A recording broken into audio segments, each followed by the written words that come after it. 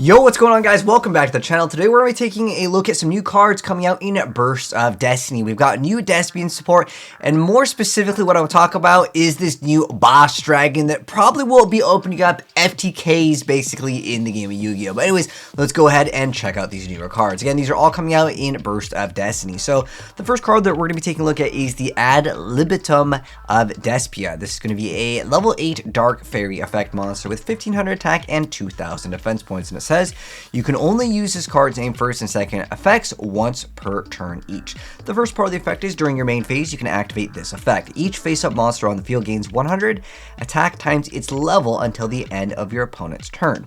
And the second part of it is if this card on the field or in the hand is used as material for a fusion summon, is sent to the graveyard or banished, you get to target one Despia monster other than the Ad Libitum of Despia or one level 8 or higher fusion monster graveyard among your banished monsters and special summon that monster.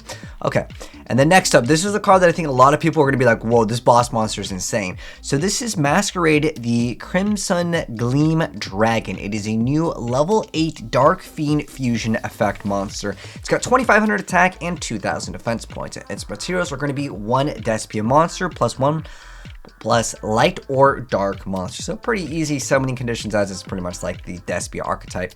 Anyways, it says you can only use these cards named second effect once per turn. Now the first effect is what matters the most. While you control this fusion summon card, your opponent must pay 600 life points to activate cards or effects. So each time they do that, this part is not a once per turn. And the reason why I was like FTKs, you can give your opponent something that is going to keep on activating like every single time. Now, depending on what you're going to be able to do, I was even thinking of levels of like Beal's creature swap levels. So like you have to have enough activations of it to actually activate, because it's yeah, you're going to need to do that, but there could be certain things that could open up the doors for this to be really good. If you combine this with like Chain Energy or like anything where if they take damage, they take more damage, you can almost make it 1000 damage every single time they activate like one card. And there are a lot of certain archetypes where you need to go for multiple cards to do anything to even get rid of this. And if you can be able to burn your opponent before they get a chance to make their boss monster or just even protect this card, this could be really nasty. But in addition to that, while this card is in the graveyard, if your opponent controls a Ritual Fusion, Synchro, or Exceed, or Link monster as a quick effect, you can special summon it, but you can special summon this card from the graveyard, banish it if it leaves the field. Obviously, with Imperial Iron Wall, as long as they control whatever the thing is, you just keep on bringing this back, and every single time they want to do something, you just burn them again. So this is where I'm like, okay, this card could be pretty nasty as a boss monster. You got to obviously not have it being bounced back to your deck. That would be like the key thing. Other than that, though, it's just in the graveyard. It doesn't have to be destroyed by battle. It doesn't have to be, you know, destroyed by card effect, which a lot of new Yu-Gi-Oh cards they've been doing recently. This one's not, dude. If it's just in your graveyard, you get it. So this card is definitely going to be a card that some people will figure out somehow to FTK with it, I guarantee. Or, and then you could basically FTK if you're able to bring it out and not only combo your opponent, but if your opponent is playing a certain deck, like there are decks where you have to activate like 20 cards, right? I mean, that's just how Yu-Gi-Oh is these days. So many people search out half their deck in one turn. Next up, though, we have the Jubilation of the Branded, which is a new quick play spell card that says you can only activate this card's name first or second effect per turn, and only once that turn. The first part of the effect is to reveal one monster in your hand, send one level 8 fusion monster with 2500 attack or defense with the same type as that monster from your extract to the graveyard. Then you get to apply the following effect.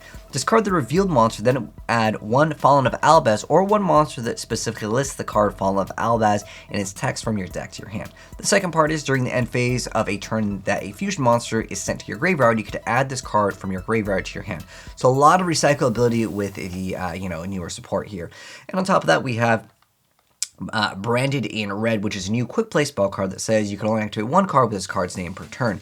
First part of it says target a Despia monster or one Fallen of Albaz in your graveyard, add that monster to your hand, then you could apply the following effect. Fusion summon one level 8 or higher fusion monster from your extract by banishing monsters from your hand and or field as fusion material, but that monster cannot attack directly this turn.